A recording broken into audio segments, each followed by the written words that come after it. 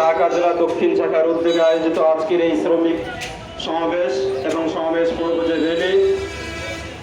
মোহতারাম সভাপতি, বিশিষ্ট শ্রমিক নেতা, ইসলামী শ্রমিক আন্দোলন বাংলাদেশ ঢাকা জেলা দক্ষিণ শাখার বিপ্লবী সভাপতি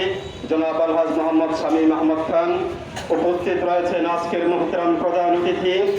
ইসলামী আন্দোলন বাংলাদেশের কেন্দ্রীয় কমিটির অন্যতম নেতা, ইসলামী শ্রমিক আন্দোলন বাংলাদেশের কেন্দ্রীয় কমিটির সিনিয়র সহসভাপতি,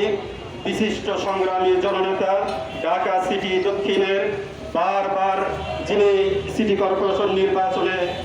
ইসলামী আন্দোলনের পক্ষে প্রতিদ্বন্দ্বিতা করে থাকেন, সেই সংগ্রামী জননেতা জনাব আলহাজ মোহাম্মদ আব্দুর রহমান সাহেব সহ উপস্থিত রয়েছেন বিভিন্ন পর্যায়ের নেতৃবৃন্দ, সমবেত ভাই ও বন্ধুগণ।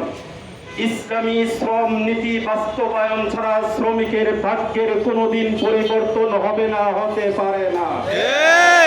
ইসলামী শ্রমিক আন্দোলন বাংলাদেশের মাধ্যমে হযরত পীর সাহেব চরমনাই এই শ্রমিক সংগঠনের জন্মলগ্ন থেকেই সেই আন্দোলন সংগ্রাম করে যাচ্ছেন। আমার বক্তব্য রাখবেন আমাদের মুহতারাম আজকের প্রধান অতিথি। আমরা শুধু আগামী দিনের সকল সংগ্রাম এবং আন্দোলনে হযরত পীর সাহেব চরমনাই আপনাদেরকে যখনই ডাক দিবেন তখনই